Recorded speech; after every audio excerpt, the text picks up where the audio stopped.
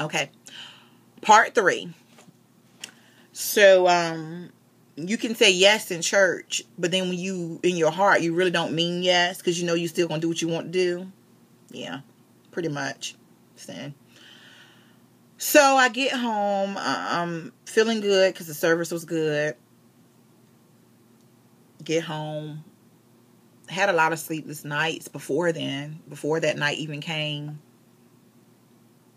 Had a lot of sleepless nights. That particular week, the Lord really was dealing with me. I couldn't sleep. This particular night, I finally fall asleep. I don't know what God did to me in my sleep. I woke up crying, tears. Hadn't rolled out of the bed, just boo-hooing.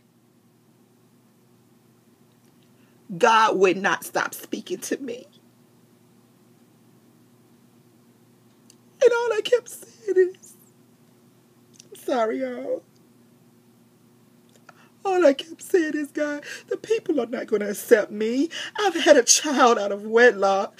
Nobody is going to want to hear me preach. Nobody is going to want to hear me minister. God, what in the world are you doing to me? This is not what I had planned for my life. God told me, don't you know that I have taken you through everything, that I'm taking you for the ministry? Everything from your son's father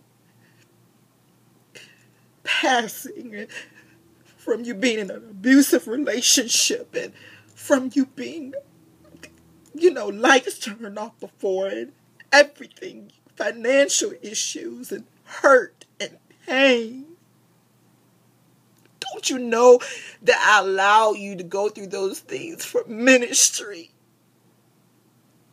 For ministry.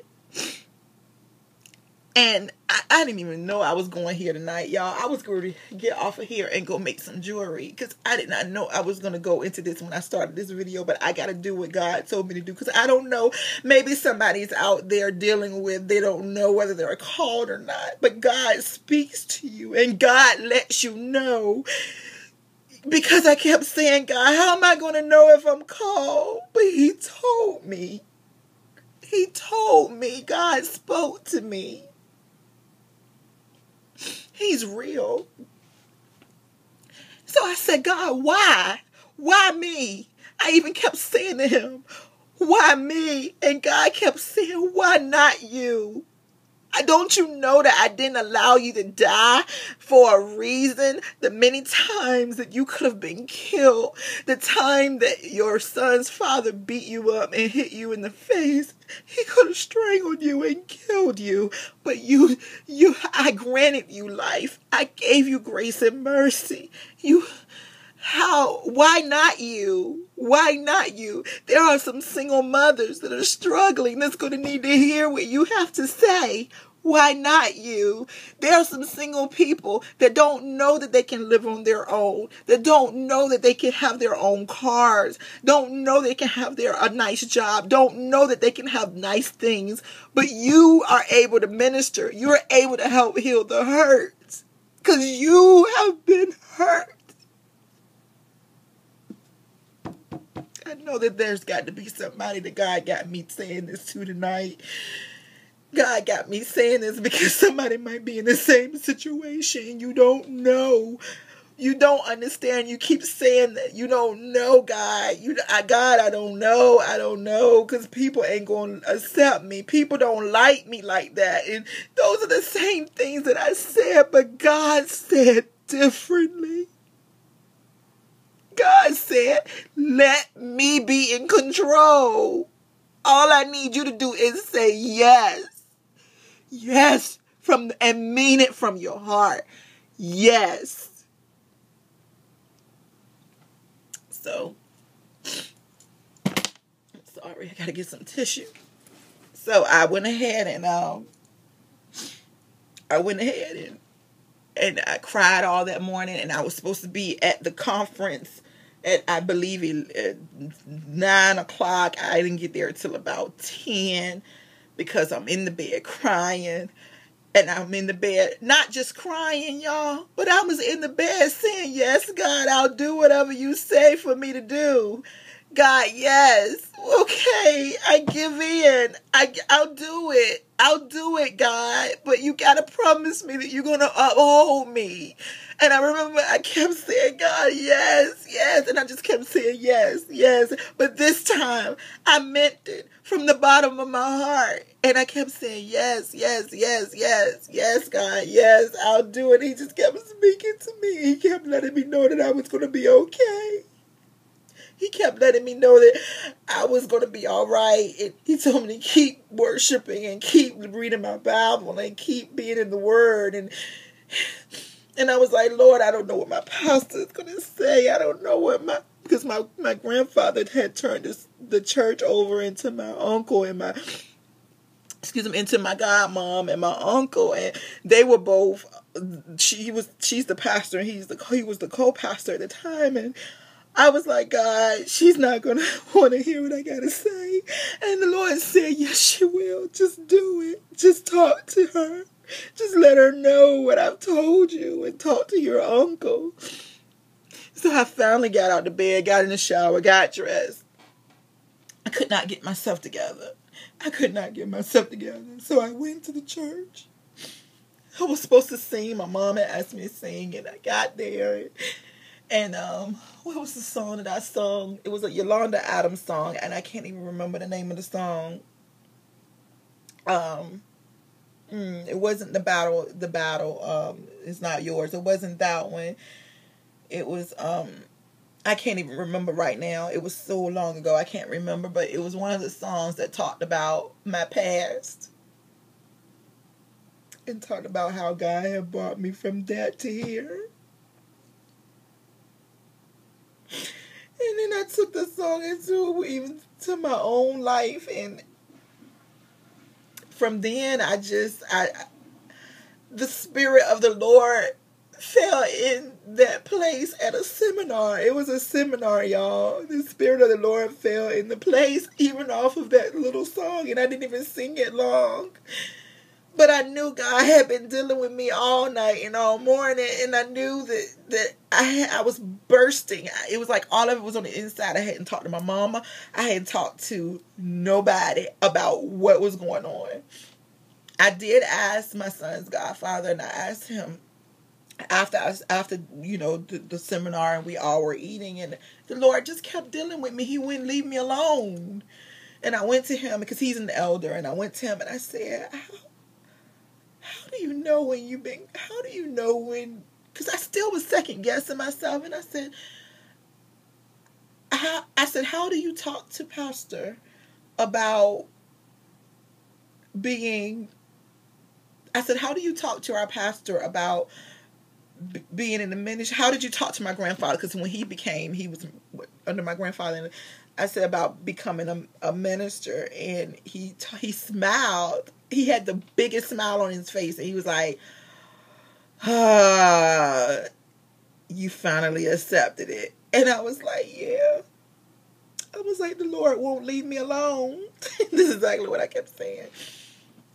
And he told me set up a meeting with my pastor, our current pastor, set up a meeting with her and the co-pastor. He said set up a meeting with them, and you're gonna be all right. All I remember was him saying, you're gonna be all right. Because I was crying right there, and I was like, I know people are wondering why I'm crying. I was just crying. So anyway, that Sunday, I didn't talk to Pastor that Saturday. I was scared to death. That Sunday, I was trying to leave church, so I went so I could use it as an excuse to not talk to her. The Lord said, do it now. I was like, Lord, we just got out of church, and I really don't, she's busy. He said, I think I had started up my car and everything. He said, do it now. So I went to her, and I don't even remember if I went in her office or if she happened to be outside. So I went to her and I said,